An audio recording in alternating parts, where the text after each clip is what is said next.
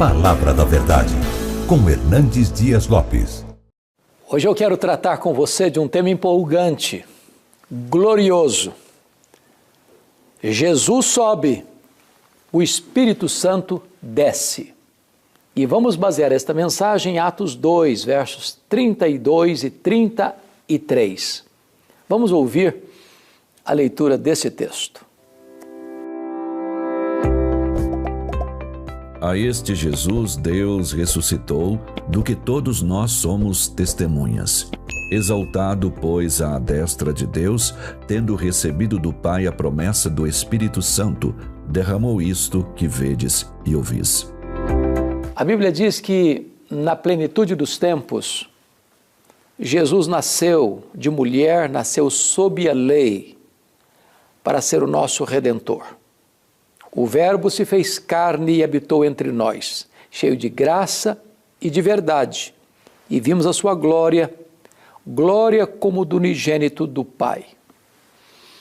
A Bíblia diz que ele, sendo Deus, não julgou como usurpação o ser igual a Deus. Antes a si mesmo se esvaziou, assumindo a forma de servo, humilhando-se até a morte e morte de cruz. Pelo que também o Pai o exaltou sobremaneira.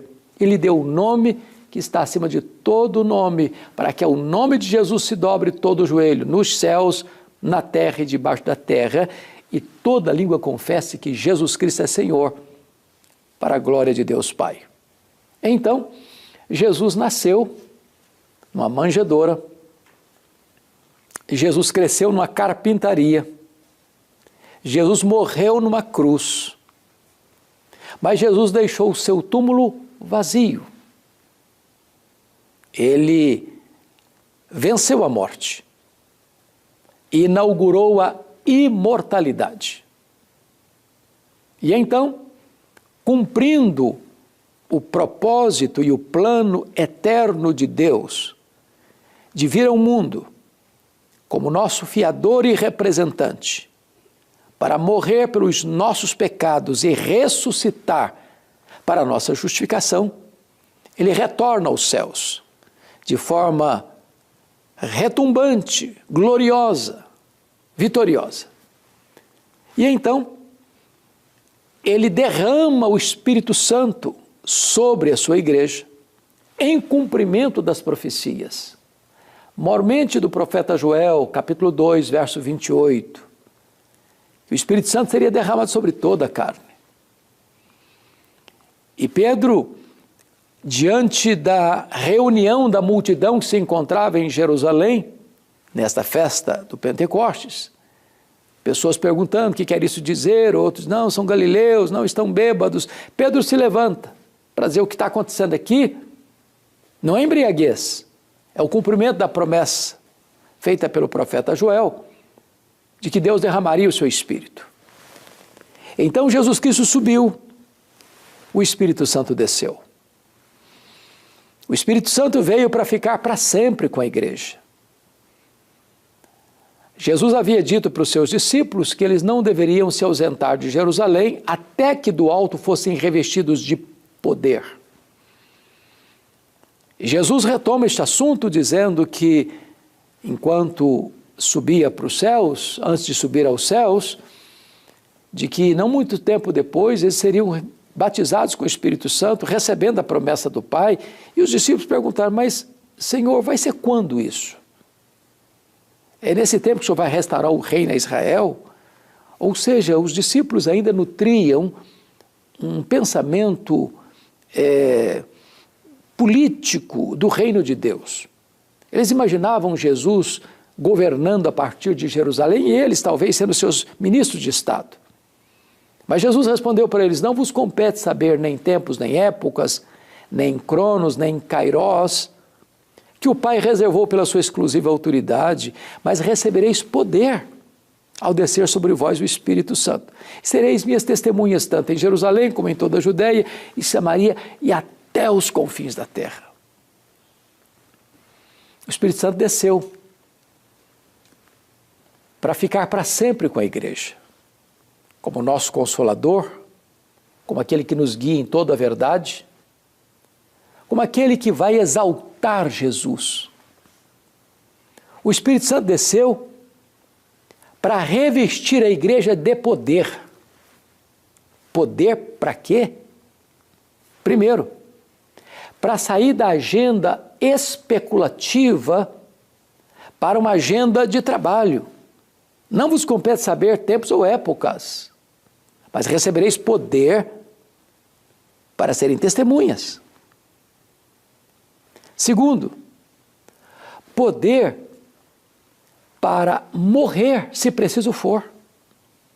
A palavra testemunha, que está em Atos 1:8, é a palavra grega martiria, de onde vem a palavra mártir. Quando uma causa é maior do que a vida, vale a pena dar a vida por esta causa. Muitos daqueles cristãos primitivos foram mortos por causa da sua fé. Dentre eles os apóstolos, exceto o apóstolo João, que foi banido para a ilha de Patmos, uma colônia penal, de onde escreveu o livro de Apocalipse.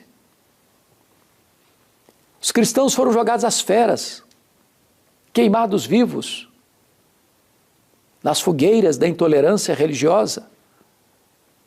Ao longo dos séculos, os cristãos têm sido massacrados. O século XX foi campeão na morte de cristãos por causa da sua fé, pelos regimes ditadores e totalitários do comunismo. Ainda hoje, cristãos estão sendo presos, torturados e mortos por causa da sua fé. E diz a Bíblia que nós receberíamos poder para morrermos, sem apostatarmos da fé, sem negarmos o nome de Jesus. Poder para quê? Poder para romper as barreiras do ódio, do preconceito racial. Os discípulos deveriam ser testemunhas também em Samaria, território conflituado, cheio de conflito, melhor dizendo, de duas raças que não se entendiam, judeus e samaritanos, que eram inimigos irreconciliáveis. Onde o evangelho chega, as barreiras do preconceito são quebradas. É preciso poder para isso. Poder para quê? Poder para levar o evangelho além fronteiras, até os confins da terra. Sem poder, a igreja não faz missões. Sem poder, a igreja se acovarda. Sem poder, a igreja fica presa entre quatro paredes. A igreja precisa do revestimento do poder do Espírito Santo.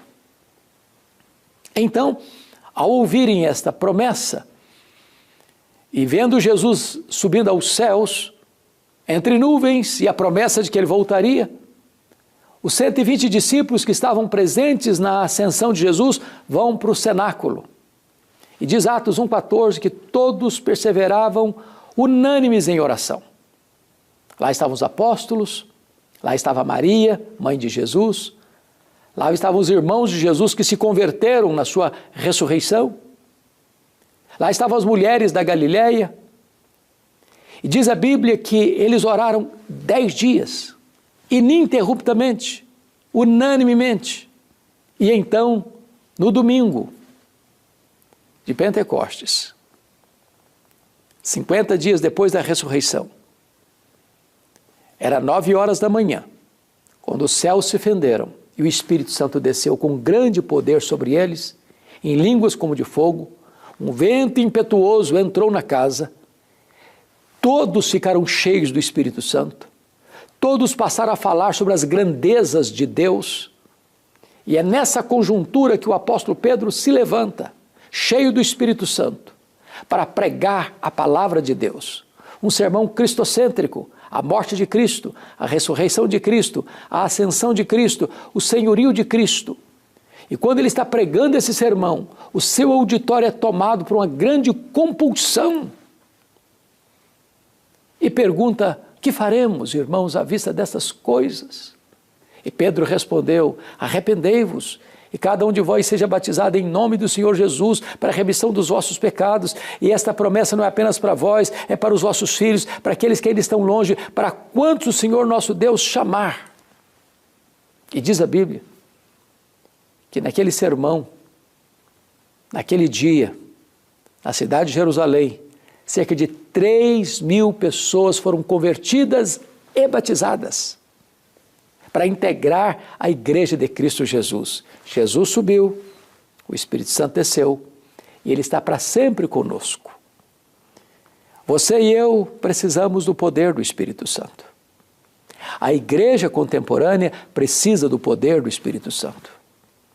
Não poderemos cumprir essa agenda estabelecida pelo próprio Senhor sem o poder do Espírito Santo de Deus. E você? Você está cheio do Espírito Santo de Deus? A ordem de Deus é: não vos embriagueis com o vinho no qual há dissolução, mas enchei-vos do Espírito. Eu vou orar com você. Hoje você pode colocar a sua vida diante de Deus, para que você seja cheio do Espírito Santo e possa viver o projeto de Deus para a sua vida de maneira plena e abundante, para a glória de Deus. Pai, eu quero te agradecer pelo privilégio de pregar a Tua palavra e eu quero rogar-te agora em nome de Jesus que Tu apliques esta mensagem ao coração daqueles que estão nos assistindo.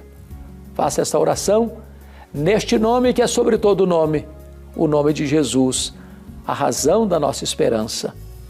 Amém.